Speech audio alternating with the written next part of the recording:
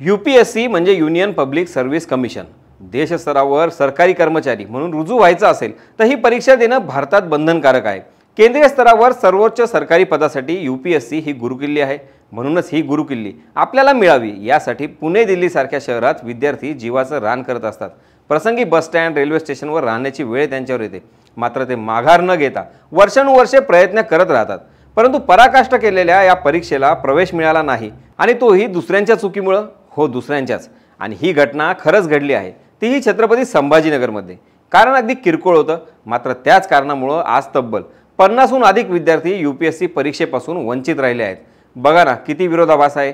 ज्या गुगलमुळे आपण कुठलीही गोष्ट साध्य करू शकतो, त्याच गुगलनं आज घात केलाय. चुकीचा पत्ता दाखवत विद्यार्थ्यांना गंडवलंय.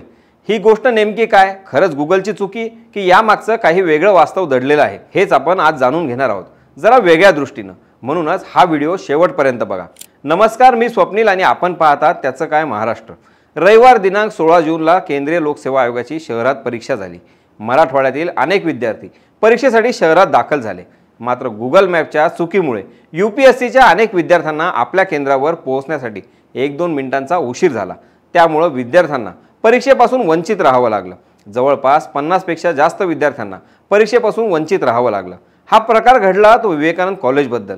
जे विद्यार्थी शहरात नवीन होते, अर्थात त्यांनी तिथपर्यंत पोहोचण्यासाठी गुगल मॅपचा वापर केला. हेच गुगल मॅप त्यांच्या उशीर होण्याला कारणीभूत ठरलं. विवेकानंद कला सरदार दलीपसिंग वाणिज्य महाविद्यालय, छत्रपती संभाजीनगर हे कॉलेज खरं तर शहराच्या मध्यवर्ती भागात आहे.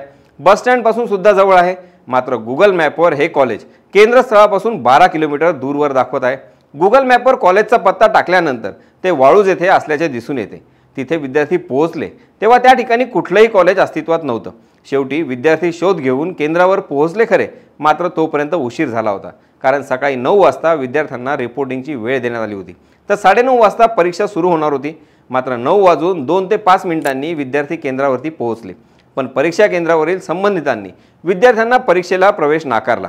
विद्यार्थ्यांनी वारंवार विनंती करूनही केवळ 2 ते 5 मिनिटांच्या उशिरामुळे अनेक विद्यार्थी UPSC परीक्षेपासून वंचित राहिले.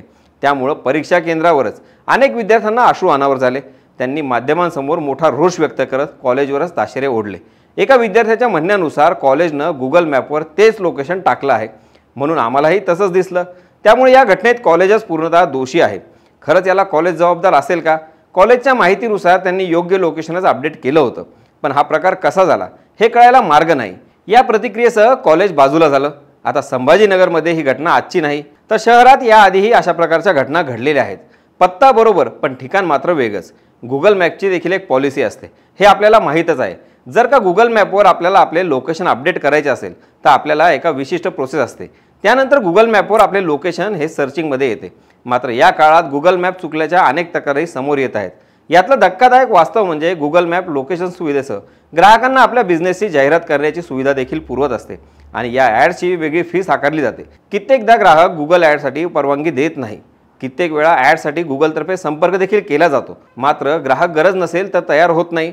अशा वेळी गुगलने चुकीचा ॲड्रेस दाखवल्याच्या घटना देखील अनेकदा कानावर आल्या आहेत. किंबहुना सर्चिंग बारमध्ये टॉपवर असलेलं लोकेशन देखील दिसेनासं झालेलं आपल्याला बघायला मिळतं. त्यामुळं गुगल फक्त पैशांसाठी ग्राहकांना गंडवते का, असा प्रश्न देखील उपस्थित होतो. यामागचं आणखी एक कारण म्हणजे अनेकदा पत्ता बदललेला असतो. मात्र गुगल मॅपवर डेटा हा जुना असल्यामुळं पत्ता बदलला असला तरी तिथे मात्र जुनंच लोकेशन असतं. त्यामुळेही गोंधळ उडतो. यात कनेक्टिव्हिटीमुळेही आपल्याला अनेक अडचणींना सामोरं जावं लागतं.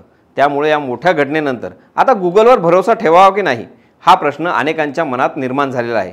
शेवटी ते देखील एक मानवी मेंदूतून तयार झालेलं तंत्रज्ञान आहे.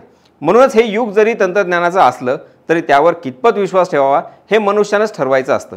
आता शहरात झालेल्या UPSC परीक्षेला एकूण 7,836 विद्यार्थी बसले होते. त्यापैकी फक्त 4,487 विद्यार्थी परीक्षेला हजर होते. म्हणजे सुमारे 43% विद्यार्थ्यांनी या परीक्षेला दांडी मारल्याचं समजतं. मात्र त्यापैकी 50 विद्यार्थी परीक्षेला हजर राहूनही फक्त तांत्रिक चुकीमुळे त्यांची एक संधी हुकली. यावर प्रशासनानं कुठलाच मार्ग काढला नाही हा भाग वेगळा. कारण तिथल्या परीक्षा अधिकाऱ्यांनी नियम दाखवला असला तरी त्या विद्यार्थ्यांचं नुकसान त्यांचे नियम कसेच भरून काढू शकत नाही. चुकी कॉलेजची असो की गुगल मॅपची, यात होरपळले गेले ते निर्दोष विद्यार्थी. विद्यार्थ्यांच्या या प्रश्नावर सरकारकडे किंवा लोकसेवा आयोगाकडे सहानुभूतीशिवाय ठोस निर्णय आहे का हे त्यांनी सांगावं. यावर योग्य तो निर्णय घ्यावा अशी अपेक्षा सध्या विद्यार्थ्यांना बाकी आहे. बाकी या घटनेबद्दल तुम्हाला काय वाटतं? चुकी गुगल मॅपची की अधिकाऱ्यांची हे आम्हाला कमेंट बॉक्समधून कळवायला विसरू नका। या विद्यार्थ्यांना काय न्याय मिळतो याकडे आपली नजर असणारच आहे। तेव्हा कुठेही जाऊ नका, पाहत राहा आणि सबस्क्राईब करा। त्याचं काय महाराष्ट्र।